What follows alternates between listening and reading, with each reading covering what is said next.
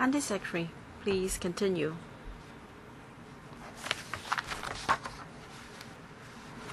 Regarding the issuance of bonds. Now, bonds issued by AIIB is US denominated, or perhaps the currency of some specific regions. Dr. Yu referred to the yields of local currency bonds and the drop of 30 to 30% of government bonds. This is because of the strong US dollar.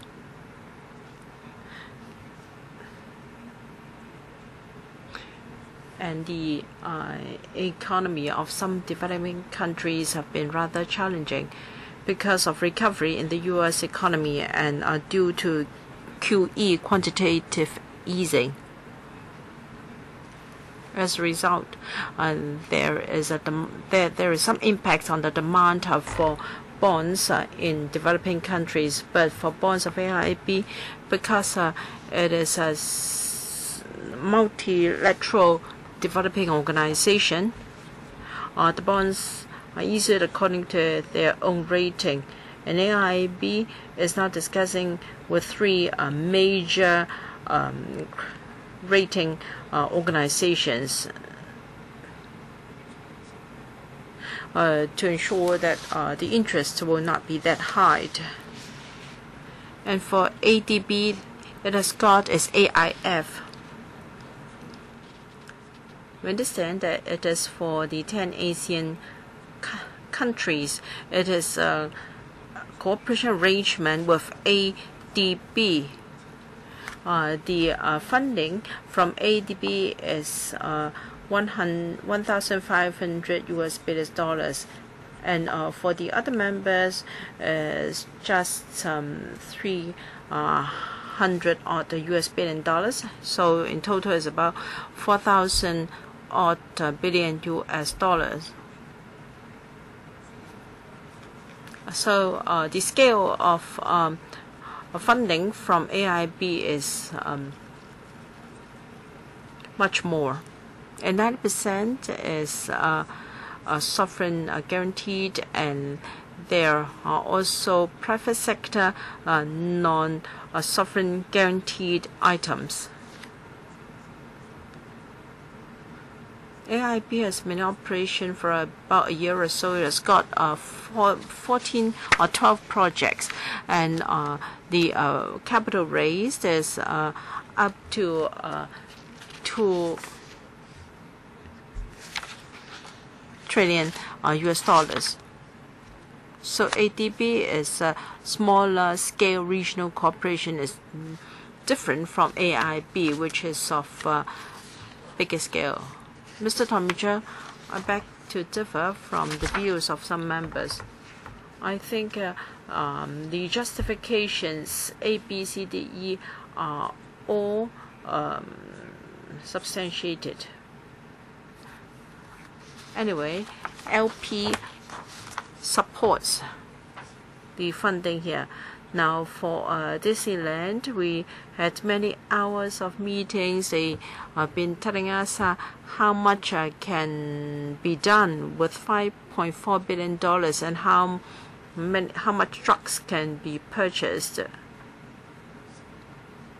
So whenever we examine a funding application, we have to address the concerns of the whole community. In this way, the government can do nothing. Now, for trucks,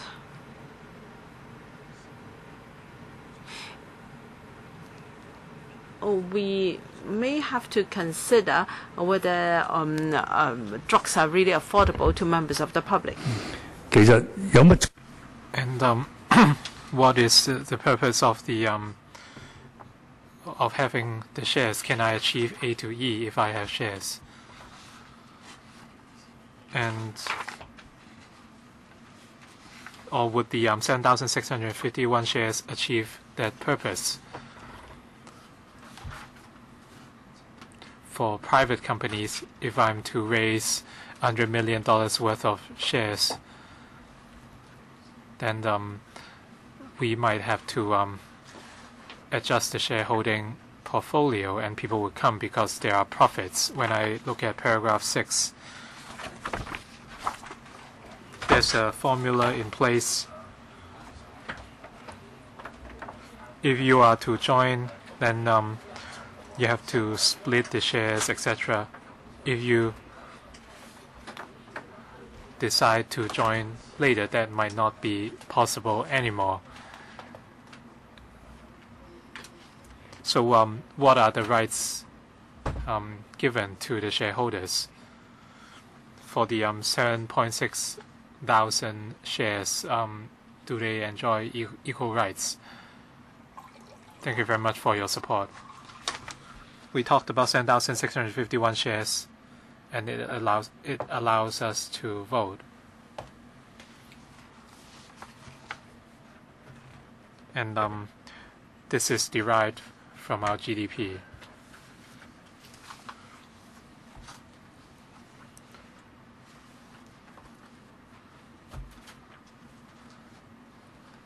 The formula would look at Hong Kong's GDP and derive the relevant power or voting right. They would not consider the absolute number of shares, but for important decisions, the subscription of shares might be considered. For example, the absolute majority, for example, 3/4 or 2/3, etc. And under those scenarios, the shareholding ratio would be more significant. And for paragraph 3A to E, there are various benefits, as members have just suggested. And Hong Kong's share is 7,651.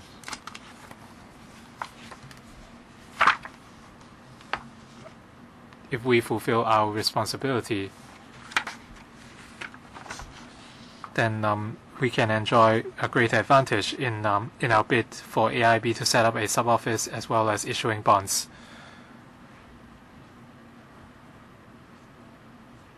When deciding where to finance and where to issue bonds, apart from looking at market conditions,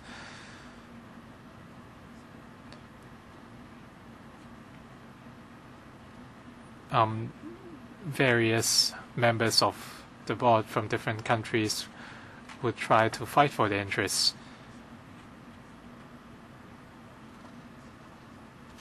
We talked about the depth of our market, our services sector, etc. For the issuance of bonds, I think that is what would happen.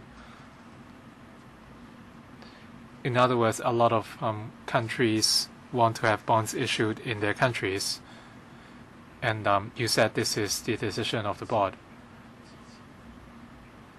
And do you mean that the support of shareholders would be required in deciding where to launch a sub-office?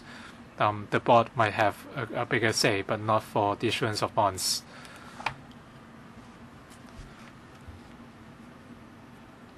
The AIB treasurer would look at the market. For instance,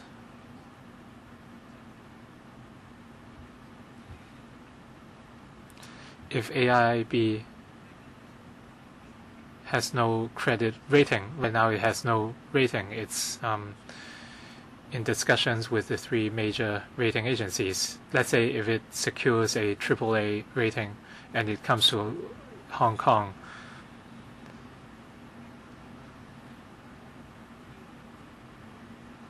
without any credibility rating,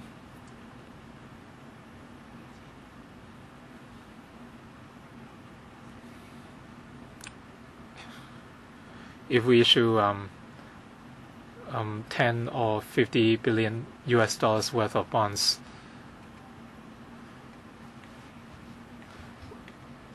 without a rating for the AIB, what would our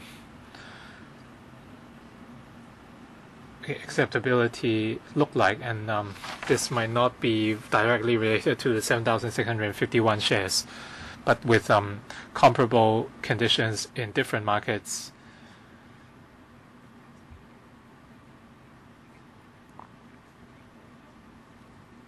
I think there might be a significance. Next, Dr. Fernando Chang, 5 minutes. Thank you. When we look at these funding exercises worth hundreds of millions of dollars,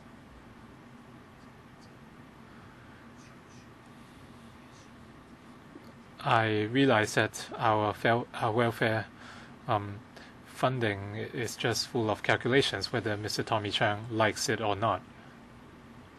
I think the government must listen, and the public should also know.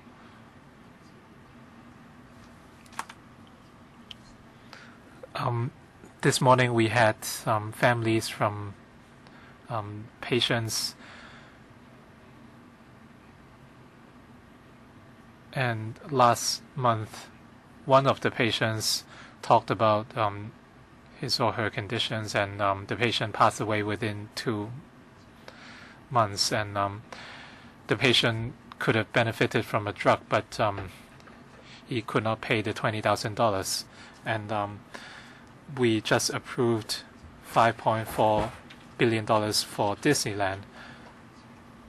We are very generous with those sorts of money, but for the really imminent purposes or needs, we are being very stringent. Apparently, different bureaus say it's none of their business.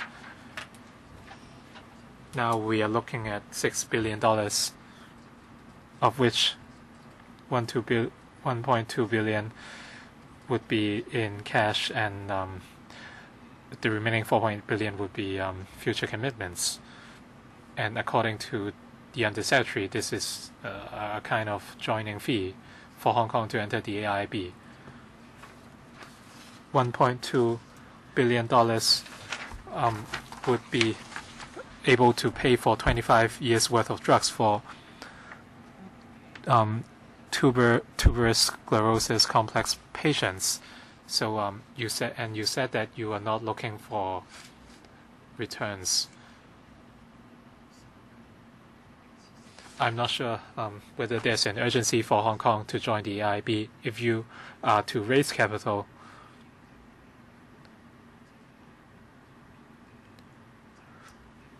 this is a multilateral capital funding body headed by mainland China, but we do have other bodies in place. For example, the Asian Development Bank, or even the Silk Road Fund, led by mainland China. As I know, the Silk Road Fund is worth $40 billion compared with the AIIB. Of course, the AIIB is also substantial in scale.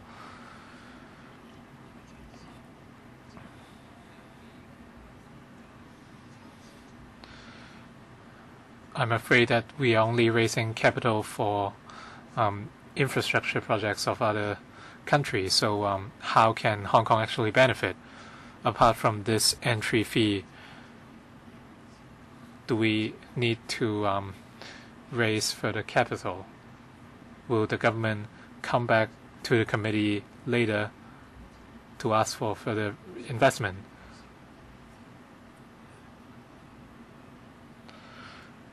I talked about the ADB or the Silk Road Fund or other financing platforms.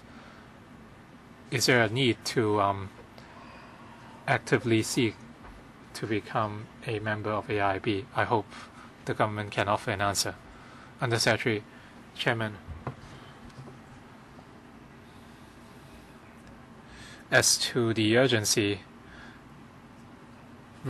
right now AIIB has more than 50 operating members, and we have the chance to become the first batch of new members, and this is an important time for us. the AIB is considering the venue for its sub-office, the financing arrangements, etc. We want to make use of this opportunity. As to the target drugs or other prescribed drugs or hospital authority drugs, they are to do with other policies. We are not saying that this has nothing to do with us, but we have to assess the situation from a healthcare perspective and how the needs can be answered.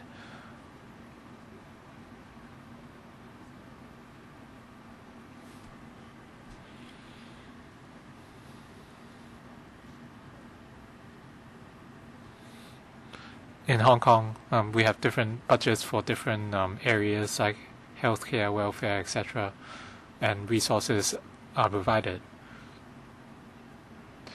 As to the issue of an entry fee, so this is the capital required to join the AIB for these multilateral bodies. They normally use this capital for operation. And 75% of the capital comes from regional members and the remaining 25% from non-regional members. Whenever we have new members for 2 recent batches, there's no need for them to inject further funds.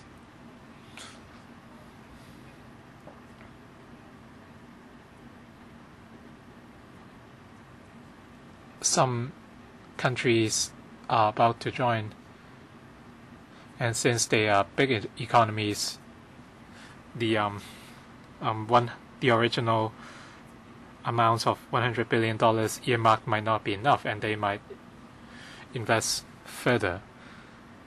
Hong Kong is not yet a member.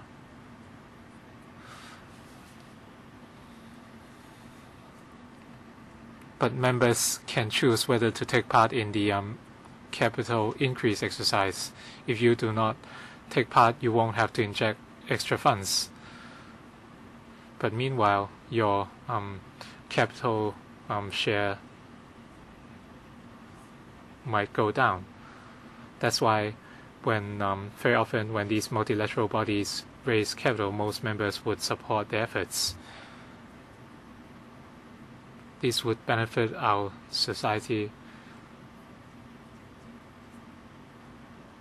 and this might not be directly related to welfare of the people,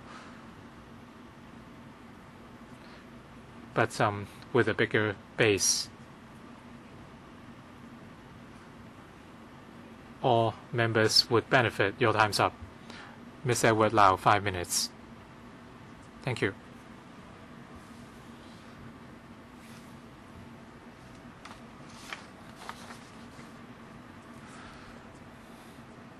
If we can join the international body of AIB, I think it's worth considering.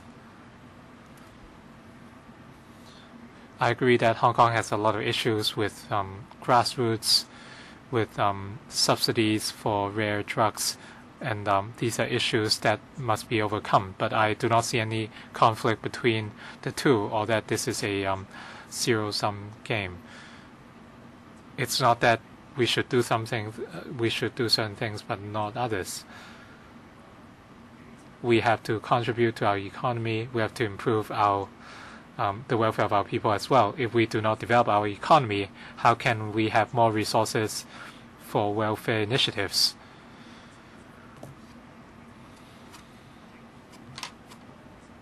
I agree that we should spend more on the grassroots.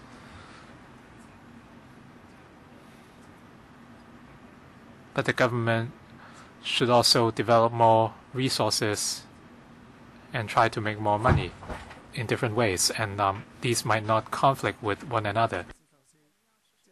We should be pragmatic because Hong Kong people are pragmatic. If we join this body, since our country is taking the lead, if we join the AIB, what role will Hong Kong play? what kind of international relations are we trying to build? I'd like to hear more about this. I think we are all concerned whether Hong Kong can get any returns on the money invested, and can you share more about the potential profits or returns? In paragraph 3E, we talked about one country, two systems, so I'd like to speak more on that. In an economic or financial body, there are not many such bodies in which Hong Kong can become a member. For a non-sovereign member like Hong Kong, this is significant.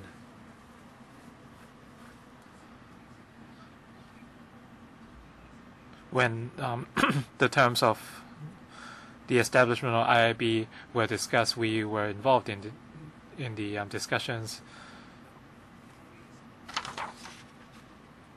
including the Article 3 of the Articles of Agreement on how a non-sovereign entity can become a member.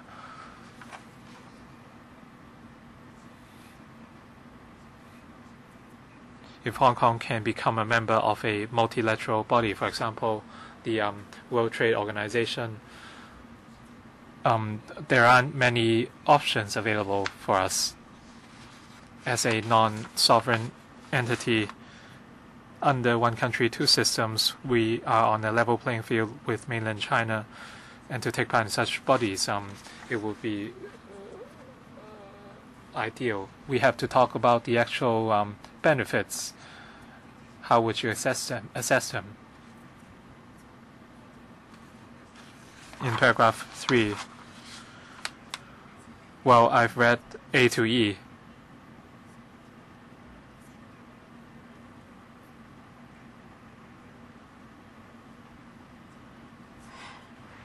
So they would not translate into tangible interest, right? The benefits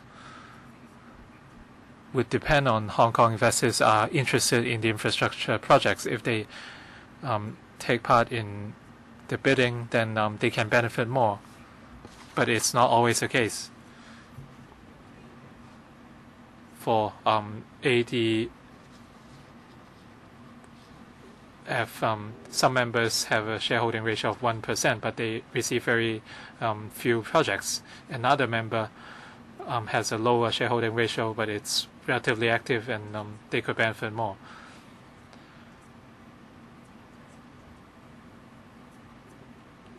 I agree that Hong Kong should remain open in joining these international bodies, but we are talking about $6 billion. $1.2 billion would be paid upfront, and $4.8 billion were worth in commitments. When do we have to pay the remaining $4.8 billion?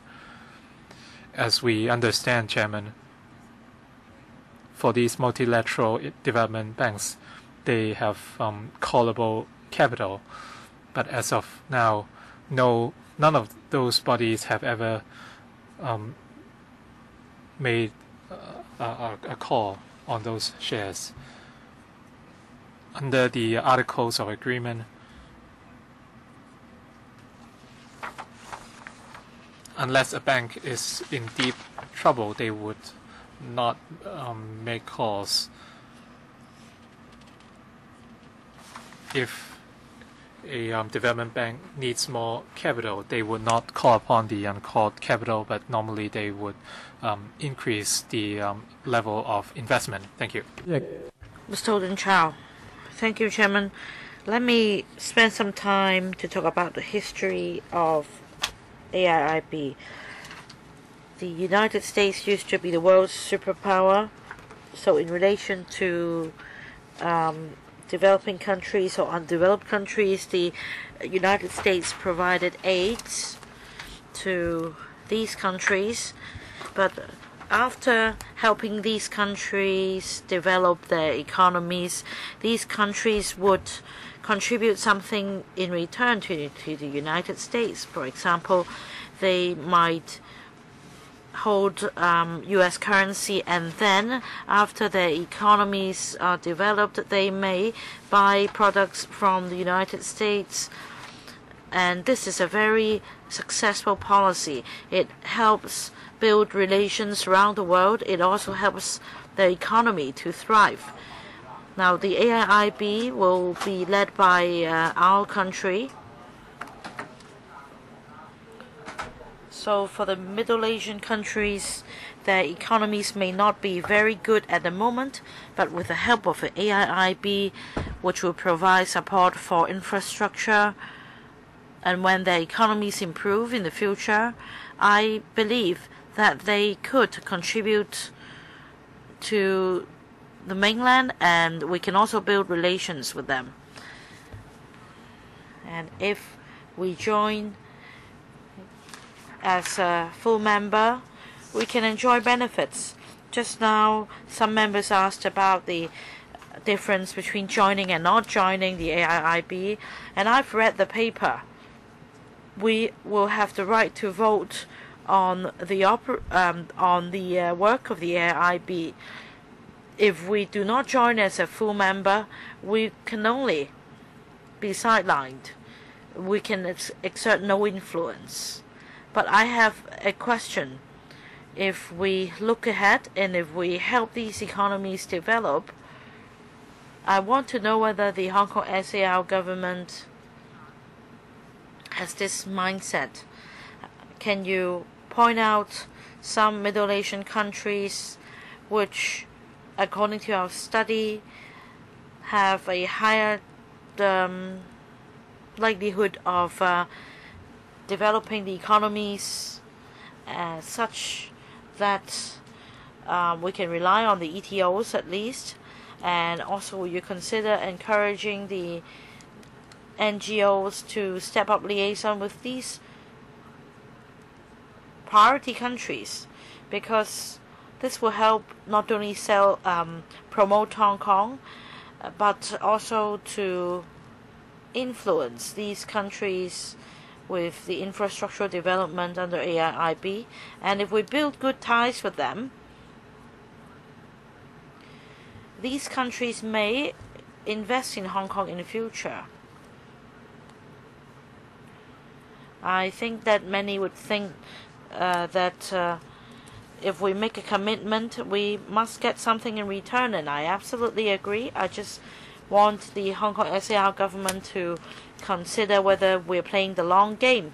In order to exert some influence in the region, we must join as a full member so as to exert influence on these countries. Will this be the focus, Under Secretary? Yes. As mentioned just now, for the AIIB, it doesn't only serve Belt and Road countries, but we also have the Belt and Road Office. The member mentioned countries in Middle Asia, and we have arranged for industrial enterprises and commercial enterprises to attend talks there to promote the streams and financing opportunities in Hong Kong so that they can also patronize our services. We have the official and unofficial channels. I want to make one more point. If you focus on the priority countries, then in the future, development projects in these countries, can we rely on NGOs in Hong Kong to exert influence on them so that they understand the advantages of our rules and regulations?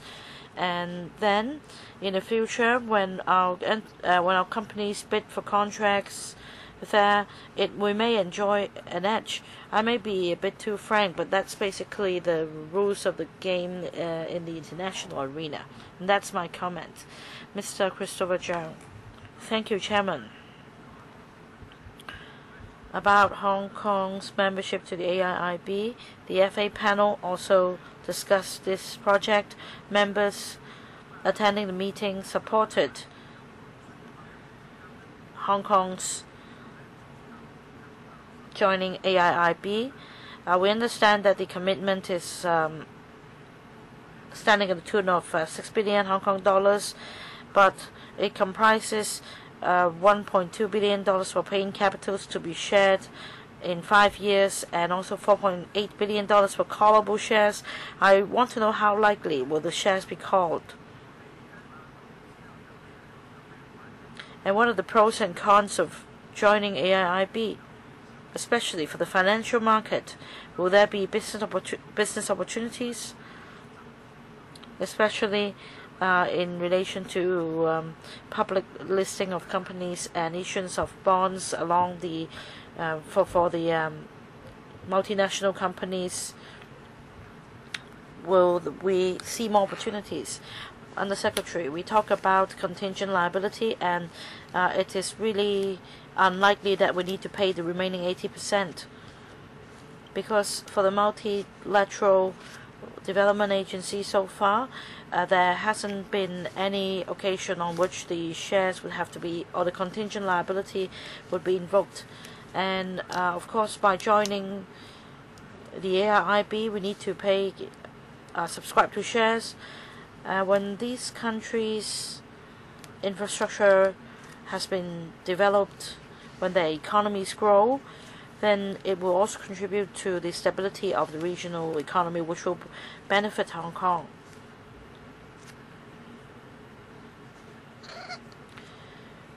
We do have companies in Hong Kong engaging in the business of financing and infrastructure development, and this will bring about opportunities to Hong Kong. We are going to pay $1.2 billion in 5 years, along with $4.8 billion of commitment. And let's say if there is a total loss of the $1.2 billion, then and the $4.8 billion will have to be called. Will there be any way to cut the loss? Well, if the $4.8 billion is part of our commitment, then we cannot say no should it be called. But like I said just now, it's highly unlikely that it will be called. Because for the Hong Kong Disneyland, I think the Pan-Democrats are dwelling on the same issue. They filibustered because they were not willing to invest further into the project. But all in all, I think it's good that we can provide a $6 billion commitment for joining AIIB. Mr. Xu, I note in the paper, paragraph 3, the number of benefits that Hong Kong can enjoy should we join the AIIB. But my question is this: let's say if we are a regional member and if a sub-office is set up in Hong Kong, akin to a branch, well, and may I use this analogy? Let's say if we have a bank, the Bank of China, which has branches in Hong Kong, the branches may have limited vetting rights. They may be able to vet an application relating to a mortgage application, but not, say, a $10 million loan. And operationally speaking, will it be the same for Hong Kong? Let's say if the AIIB sets up a sub-office in Hong Kong, will Hong Kong have the right to vet any loan application? And if we do have this vetting right, then are we going to pay a full commitment of $1.2 billion plus $4.8 billion? Otherwise, will there be a limit set? For example, for the sub-office in Hong Kong, we can only grant a loan of up to, say, $300 million. I understand that the sub-office will not carry any vetting right, because according to the AIIB's the rules, all decisions will have to be made by the board of directors. The board will then vote on the items. It has nothing to do with the $4.8 billion commitment. So let's say even after joining the AIIB as a regional member, we don't really have a say. We aren't really a director even.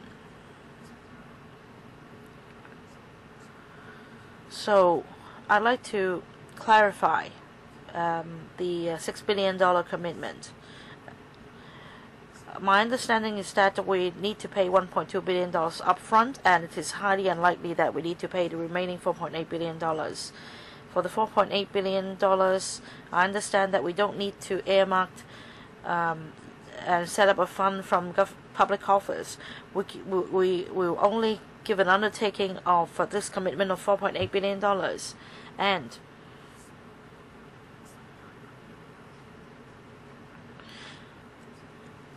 As far as other international banking organizations are concerned, I just want to know whether the government will act as a guarantor to pay the $4.8 billion.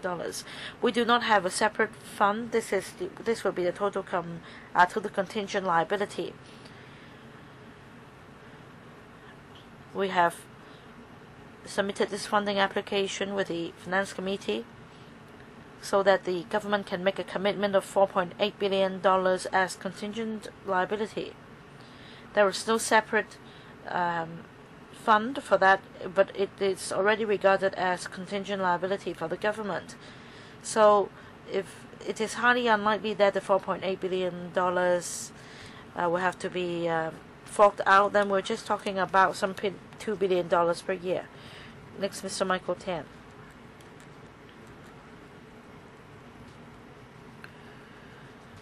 Chairman, I question the concept of the Belt and Road Initiative. It's not that I don't think it will be a success. I just think that it is just too broad a concept. We need to translate it into specific details. The AIIB translates concepts into action. There are many advanced economies in the world, and the economic growth is quite stagnant.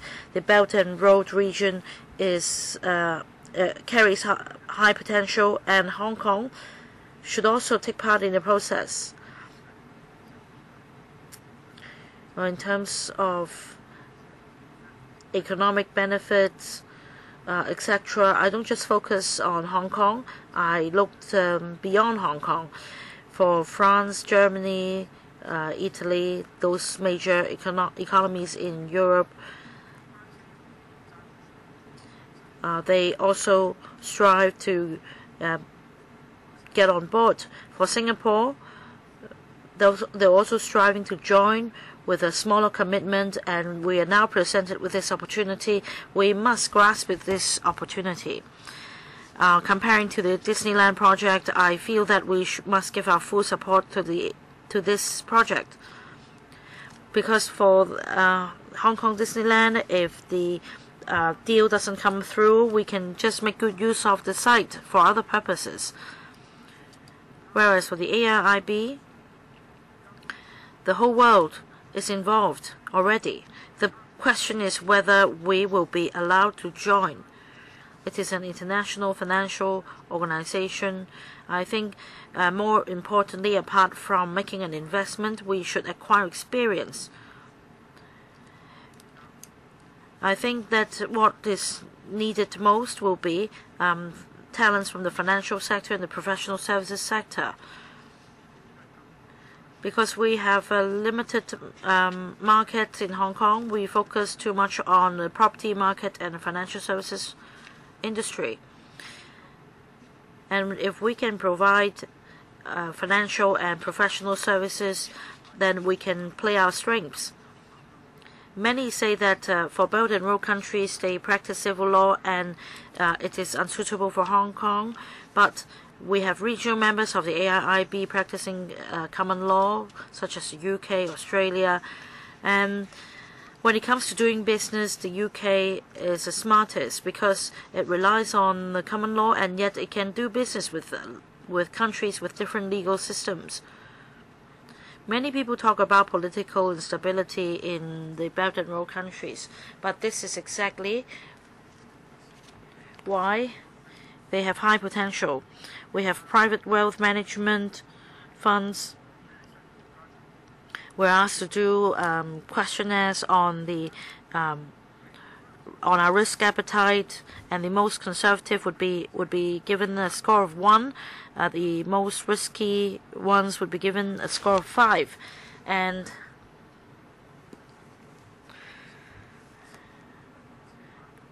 we can generate quite a profit, quite a return from our investment. We're just talking about some $1 billion. That's the actual money that we need to fork out, and for the commitment, it will only be a commitment, and I support this. Mr. Leung Kwok Hong. mainland China is represented in the board of directors of the AIIB, and definitely there isn't a Hong Kong representative since there is already one representing the mainland. So we're just forced to fork out money. And that's the comment of members. You're not putting Hong Kong people first. Whatever you say, we're going to say that you're not treating Hong Kong people well. Dr. Fernando Zheng just now talked about a lady coming to our public hearing in this council, and then she couldn't wait after making the speech. On the 24th of April, there was a case. Somebody went to the Social Welfare Department's office, and unlike that lady who was suffering from a rare disease, the person in my case was suffering from cancer, and it's just a very common condition. And this person, Mr. Feng, was in his 70s, and he was a CSSA recipient. And the hospital authority, doctors, and social workers told him that he was on target drugs, which cost $30,000 per dose, and they could not dispense the drugs needed, and that's why he came to me for help. And then I accompanied him to the office on the 24th of April, and then somebody from the Social Welfare Department, a lady, came and talked to us and said that ultimately he would get the treatment he needed. But unfortunately, he passed away on the 30th of April because of the arrangement under the drug formulary. He had to wait for a whole month. Do you think I dug up this story to tell you for no reason if you had treated Hong Kong people well?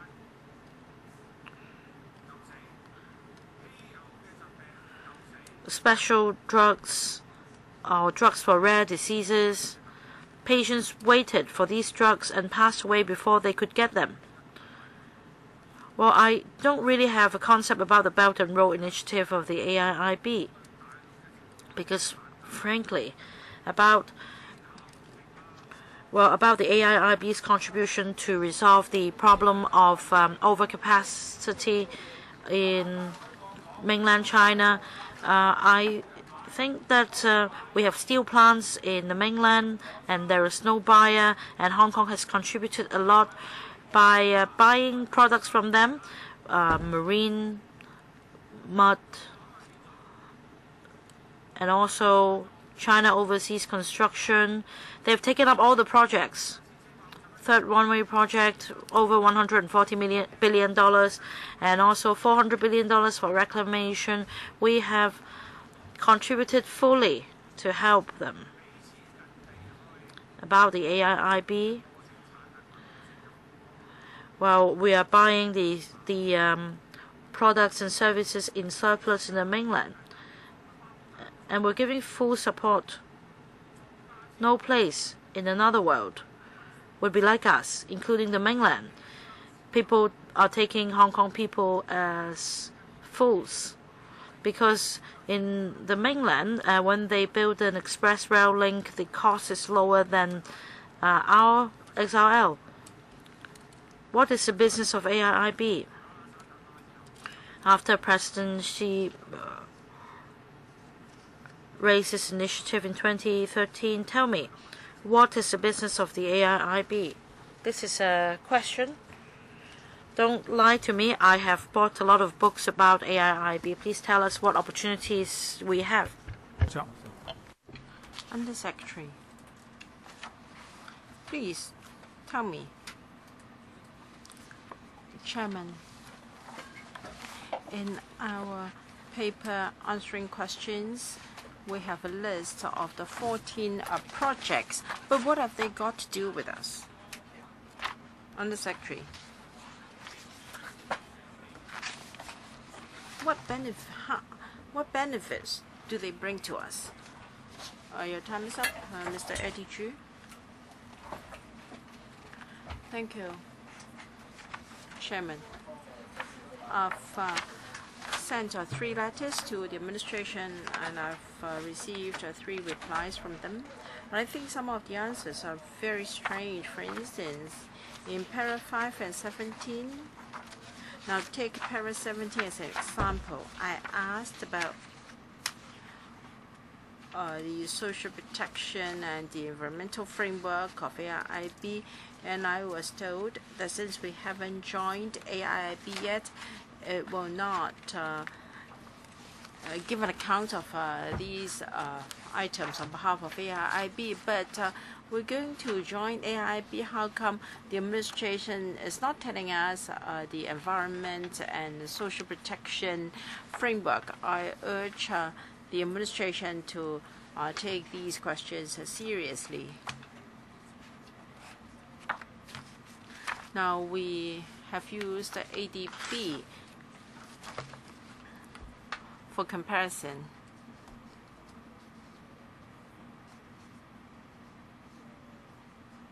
Under Cap 271 of Hong Kong laws and Cap 190M, we have regulations or provisions related to ADB.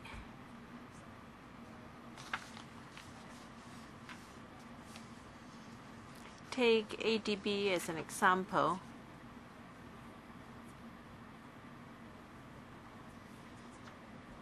What is the relationship between government's contribution to ADB and the enactment of these pieces of legislation?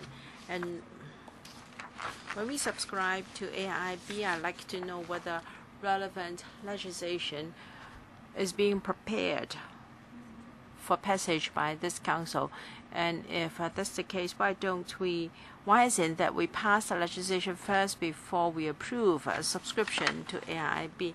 Regarding para 5 and 17 of the reply, the framework of environmental protection and social protection, we said that it was not really directly related to the funding application, because Mr. Eddie asked about the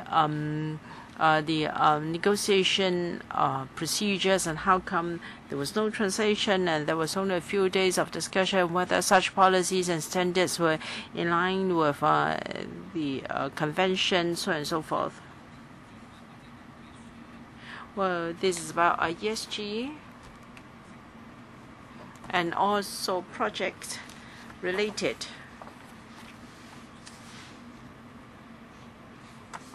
When member states join a multilateral agreement, they will mainly look at the objectives and the governance of the agreements concerned.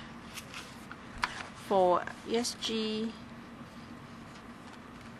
and also energy strategies,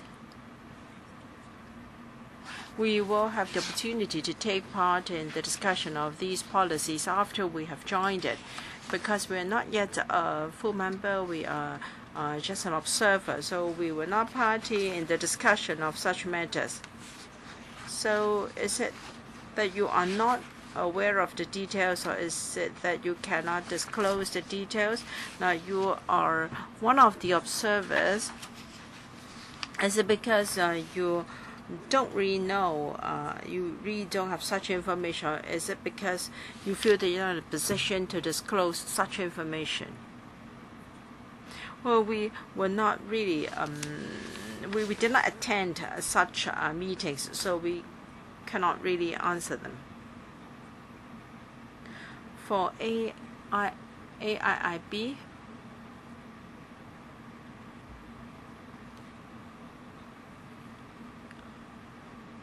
well, we have an order on privileges and immunities.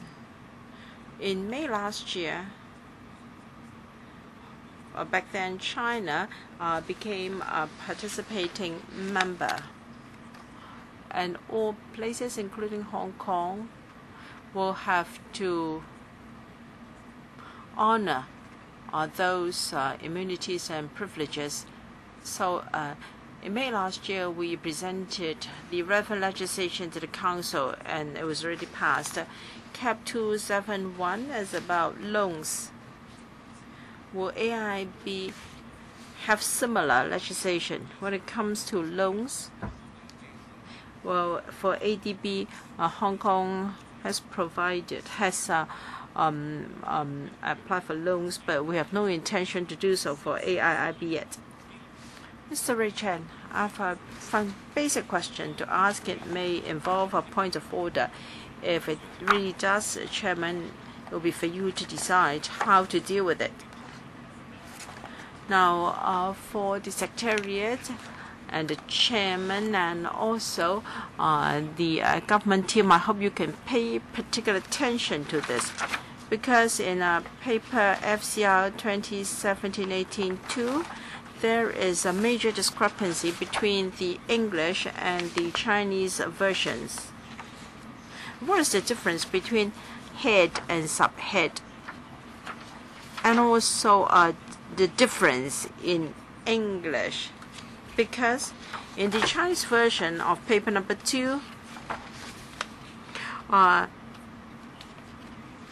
is about a new head, Asian Infrastructure Investment Bank, new subhead, capital subscription in the Asian Infrastructure Investment Bank. In the English version, it is Infrastructure Investment Bank. New subhead, capital subscription in the Asian Infrastructure Investment Bank. 我發現呢，中文版係講新分目，英文版呢係 new head。because because for the Chinese version, the two terms head and subhead are swapped. Now, usually, if there is a discrepancy between the Chinese and English versions, when we raise a point, the chairman will ask it to be withdrawn, because if the two versions are not the same, then this is a problem. So what is head? What is subhead? What is head in Chinese and what is 分目 in English? Because I understand that under this head there should be a number of subheads. For ADB, it is head 965, and Disley is under head 973. For AIB, as far as I understand it, it is a new head. It should be allocated a new head number. However, in Chinese, instead of the usual rendition for head, it is 分目, meaning subhead. Now, I'm a bit confused. First, I'd like to ask the administration how come there is a discrepancy in the two versions, and how come this has not been identified by the Secretariat? Or does that mean that head and subhead are interchangeable in Chinese and English? All right. Would you like to study this issue first, or can you respond now? Ms. C? Please allow me a few minutes to check. I think it should be a new head. Then you have to withdraw the paper. Well, if it's just a typo, you just rectify it. So we'll give you a few minutes. We'll take a break of 5 minutes. We will suspend for 5 minutes.